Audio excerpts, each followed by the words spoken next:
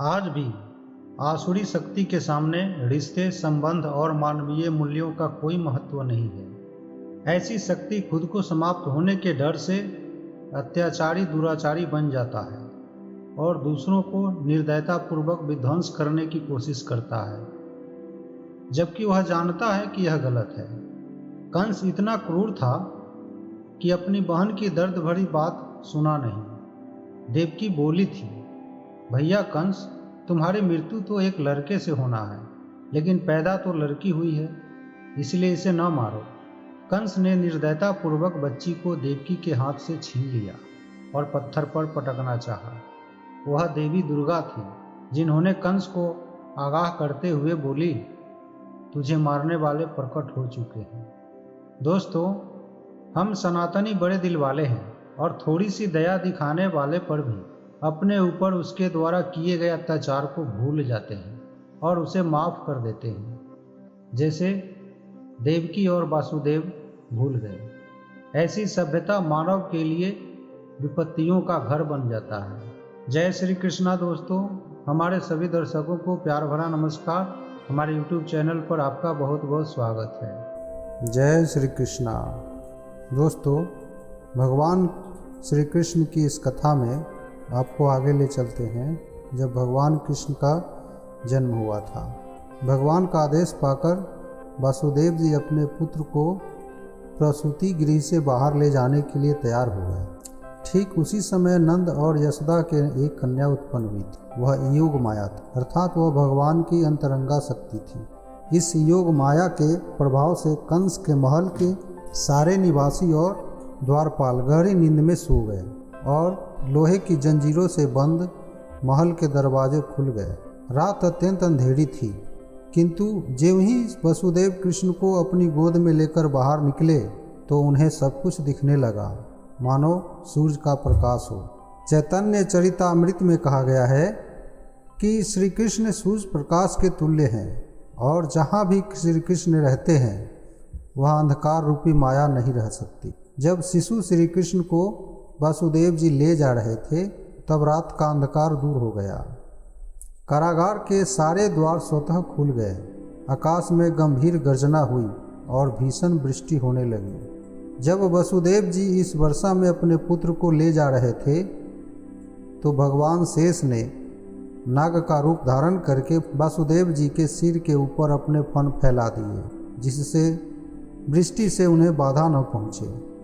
वासुदेव जी यमुना के तट पर आए तो देखा कि यमुना के जल में गरजती लहरें उठ रही है। इतने पर भी यमुना ने वासुदेव जी को नदी को पार करने के लिए मार्ग दे दिया।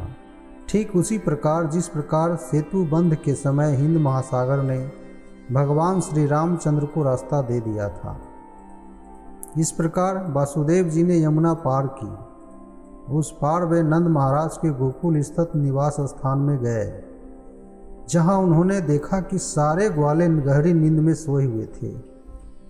इस अवसर का लाभ उठाकर वे यशोदा के घर में चुपके से घुस गए और बिना किसी कठिनाई के अपने पुत्र को रखकर बदले में यशोदा की नवजात पुत्री को उठा लाए। इस प्रकार चुपके से घर में घुसकर लड़के को लड़की से बदल लेने के बाद वे पुनः कंस के कारागार में लौट आए और पुत्री को देवकी की गोद में रख दिया। उन्होंने पुनः हथकड़ी और बेरियां पहन ली, जिससे कंस को यह पता न चल पाए कि इतनी सारी घटनाएं घट चुकी है। माता यशोदा समझती थी कि उनके एक शिशु उत्पन्न हुआ है, किंतु प्रसव पीड़ा से थक जाने के कारण वे गहरी निद्रा में थी और जब वे जागी तो उन्हें याद न रहा कि उनके पुत्र हुआ है या पुत्री। इधर वासुदेव जी द्वारा सारी वस्तुएं कृष्ण को गोकुल लिए जाने से पहले की भांति व्यवस्थित कर लेने के पश्चात तथा सारे द्वार और किवाड़ बंद कर लेने पर पहरेदार जाग गए और उन्हें नवजात शिशु का क्रंदन सुनाई पड़ा। कंस के दरबार में जाकर शिशु जन्म का समाचार सुनाने चले गए।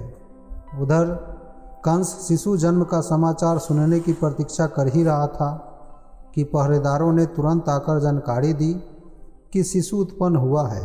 उस समय वह तेजी से अपनी बिस्तर से उठा और चिल्लाया, अब मेरे जीवन का क्रूर काल उत्पन्न हो गया है। कंस चिंतित हो गया कि उसकी मृत्यु निकट आ गई है, अतः उसे रोमांच हो आया। वह अविलंब उस स्थान की ओर चला जहाँ शिशु ने जन्म लिया था। अपने भाई को आते देखकर देवकी ने कंस से अत्यंत विनीत भाव से प्रार्थना की, मेरे भाई, इस लड़की को मत मारो। मैं वचन देती हूँ कि यह तुम्हारे पुत्र की वधू बनेगी, इसलिए इसका वध न करो। तुम्हारा वध किसी कन्या द्वारा तो होना नहीं है, यही तो आकाशवाणी है। तुम्हारा वध तो एक बालक द्वारा होना है, अतः कृपा करके इसका वध न करो। मेरे भाई, तुमने मेरे कितने सारे सूर्य जैसे प्रतापी नवजात शिशुओं का वध किया है, यह तुम्हारा दोष नहीं है। तुम्हारे आसुरी मित्रों ने मेरे पुत्रों को मारने की सलाह दी है, किंतु अब मैं प्रार्थना करती हूँ कि इस कन्या को तो न मारो, इसे मेरी पुत्री बनकर जीने दो। लेकिन कंस इतना क्रूर था कि उसने अपनी बहन देवकी की एक भी दर्द भरी प्रार्थना न सुनी। उसने अपनी बहन को डांटते हुए नवजात शिशु को बलपूर्वक छीन लिया और उसे निर्दयतापूर्वक पत्थर पर पटकना चाहा। दोस्तों, यह एक क्रूर असुर का ऐसा सजीव उदाहरण है जो अपनी व्यक्तिगत तृप्ति के लिए सारे संबंधों की बलि दे सकता है, किंतु वह शिशु तुरंत ही उसके हाथों से फिसल गया और आकाश में जाकर भगवान विष्णु की अष्टभुजा अनुजा के रूप में प्रकट हुआ। वह सुंदर वस्त्रों, पुष्पमालाओं और आभूषणों से सुशोभित थी और अपनी 8 भुजाओं में धनुष, भाला, तीर, तलवार, शंख, चक्र, गदा और ढाल धारण किए हुए थी। कन्या को प्रकट होते देखकर, जो वास्तव में देवी दुर्गा थी, सिद्ध, चारण, गंधर्व, अप्सरा, किन्नर तथा उरग लोकों के सारे देवतागण उसे विविध वस्तुएं भेंट करने लगे और अपनी अपनी ओर से प्रार्थनाएं करने लगे। ऊपर से उस देवी ने कंस को संबोधित किया, अरे धूर्त, तू मुझे कैसे मार सकता है? तुझे मारने वाला बालक इस संसार में कहीं पहले ही प्रकट हो चुका है। तू अपनी बहन के प्रति इतना क्रूर मत बन। इस प्राकट्य के बाद देवी दुर्गा विश्व के विभिन्न भागों में भिन्न भिन्न नामों से विख्यात हो गई। इन शब्दों को सुनकर कंस अत्यधिक भयभीत हुआ। सहानुभूति के कारण उसने तुरंत वसुदेव तथा देवकी की हथकड़ियाँ तथा बेड़ियाँ कटवा दी और अत्यंत विनम्र होकर उनसे बोला, हे बहन तथा बहनोई, मैंने अपने भांजों आपके शिशु का वध करके असुर की तरह आचरण किया है। मैंने अपने घनिष्ठ संबंधों की रंच मात्र भी परवाह नहीं की। मैं नहीं जानता कि मेरे इन द्वेषपूर्ण कार्यों का क्या परिणाम होगा। संभव है मुझे नरक का भोग करना पड़े, जहाँ ब्रह्म हत्या करने वाले भेजे जाते हैं, किंतु मैं विस्मित हूँ कि आकाशवाणी सच नहीं उतरी। असत्य प्रचार केवल मानव समाज तक ही सीमित नहीं है। अब तो ऐसा प्रतीत होता है कि स्वर्ग के देवता भी असत्य भाषण करने लगे हैं। स्वर्ग के निवासियों की वाणी पर विश्वास करके ही मैंने अपनी बहन के शिशुओं को मारकर इतना पाप किया है। प्रिय वासुदेव तथा देवकी, आप दोनों ही महान आत्माएं हैं। मुझे आप दोनों से कुछ नहीं कहना, किंतु फिर भी मेरी प्रार्थना है कि आप अपनी संतानों की मृत्यु के लिए शोक न करें। हम में से प्रत्येक व्यक्ति पराशक्ति के वश में है और वह पराशक्ति हमें एक साथ नहीं रहने देती। हमें काल क्रम में अपने मित्रों और परिजनों से विलग होना पड़ता है, किंतु हमें यह निश्चित रूप से जान लेना चाहिए कि विभिन्न भौतिक शरीरों के न रहने पर भी आत्मा अक्षत रूप से निरंतर बना रहता है। जैसे मिट्टी के अनेक पात्र हैं, वे पहले बनाए जाते हैं और फिर तोड़ दिए जाते हैं, किंतु तो भी मिट्टी सदा मिट्टी ही रहती है। इस प्रकार विभिन्न परिस्थितियों में आत्मा के शरीर बनाए और बिगाड़े जाते रहते हैं, किंतु आत्मा शाश्वत रह जाता है। अतः शोक करने की कोई बात नहीं है। प्रत्येक व्यक्ति को समझना चाहिए कि यह भौतिक शरीर आत्मा से भिन्न है और जब तक कोई उसे समझ नहीं लेता तब तक उसे देहांतर प्रक्रिया स्वीकार करनी होती है। मेरी बहन देवकी, आप इतनी भद्र तथा दयालु हैं, कृपया मुझे क्षमा कर दें।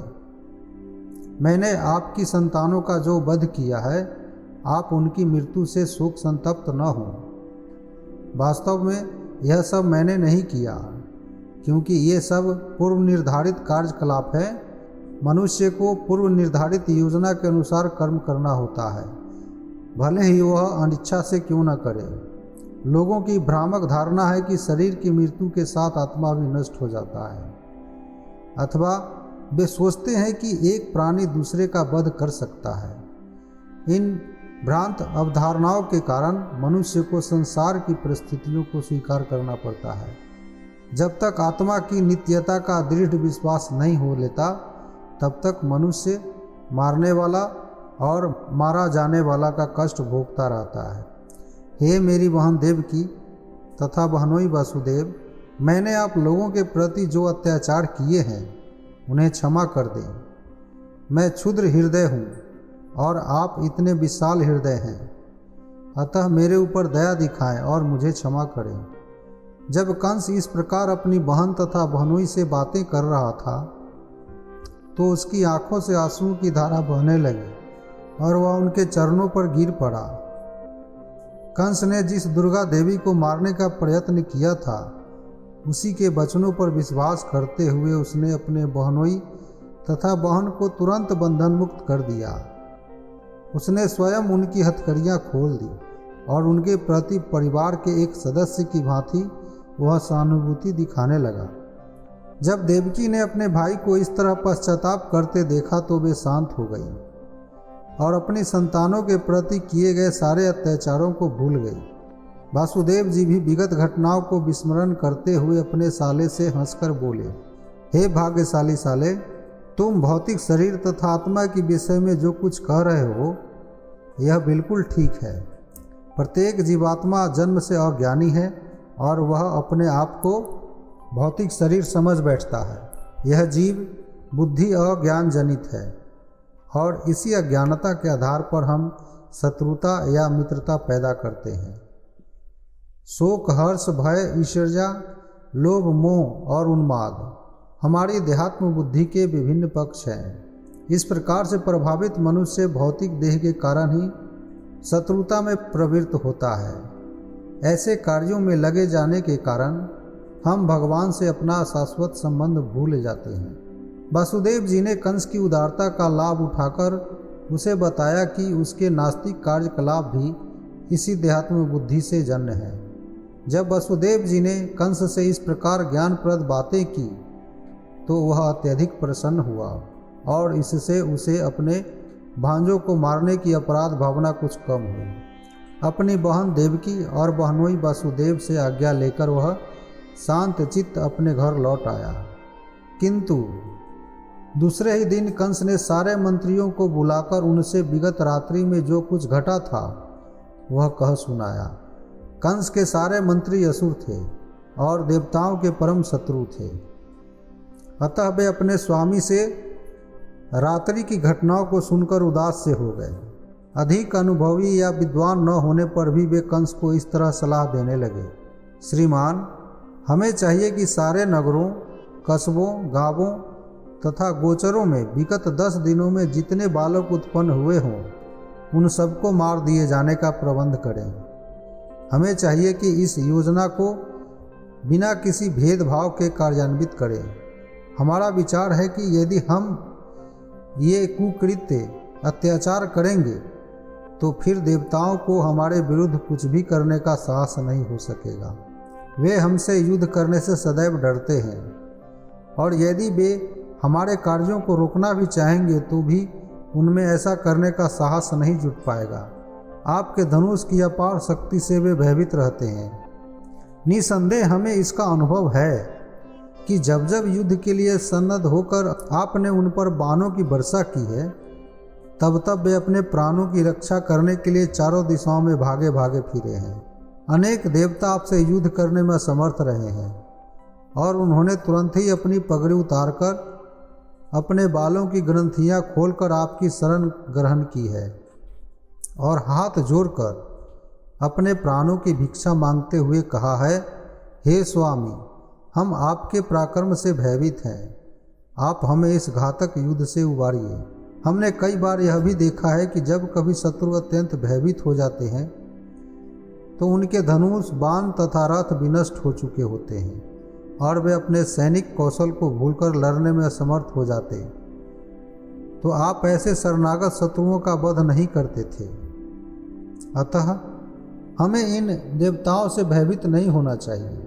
इन लोगों को शांति काल में युद्ध भूमि से बाहर रहकर महान योद्धा होने का अत्यंत गर्व है, किंतु वास्तव में वे युद्ध भूमि में कोई कौशल या सैनिक शक्ति प्रदर्शन नहीं कर सकते।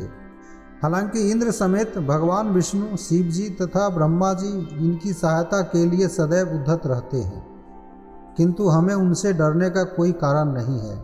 जहाँ तक भगवान विष्णु का प्रश्न है, वे तो पहले ही जन जन के हृदयों में अंतर्निहित हो चुके हैं और वे बाहर नहीं आ सकते। और शिव जी ने तो अपने सारे कार्यकलापों का परित्याग कर रखा है, वे पहले ही वनवासी हो चुके हैं। और रही बात ब्रह्मा की, उन्हें नाना प्रकार की तपस्याओं और ध्यान से फुर्सत नहीं मिलती। इंद्र तो आपकी शक्ति के समक्ष तिनके जैसा है, अतः हमें इन देवताओं से डरने की कोई बात नहीं है। किंतु हमें असावधान भी नहीं रहना चाहिए, क्योंकि देवता हमारे कट्टर शत्रु हैं। हमें अपनी रक्षा करने के लिए सावधान रहना चाहिए। उनको समूल नष्ट करने के लिए हमें आपकी सेवा करनी चाहिए और आपकी आज्ञा के पालन के लिए सदैव एक साथ रहना चाहिए। असुरों ने आगे कहा, यदि शरीर में कोई रोग हो और उसकी परवाह न की जाए तो वह असाध्य बन जाता है। इसी प्रकार यदि इंद्रियों को छूट दे दी जाए, उनको बस में कर पाना दुष्कर हो जाता है।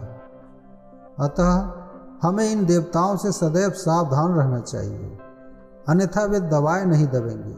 देवताओं की आधारभूत शक्ति तो भगवान विष्णु है, क्योंकि सारे धर्मों का चरम लक्ष्य उन्हें ही प्रसन्न करता है। वैदिक आदेश, ब्राह्मण, गाय, तप, त्याग, दान, पुण्य, ये सारे कृत्य भगवान विष्णु को प्रसन्न करने के लिए ही है। अतः हमें चाहिए कि हम तुरंत ही उन सारे ब्राह्मणों का, जो वैदिक ज्ञान की निधि है, तथा उन ऋषियों का वध करना प्रारंभ कर दें जो अनुष्ठान कार्यों को संपन्न करने में लगे हुए हैं।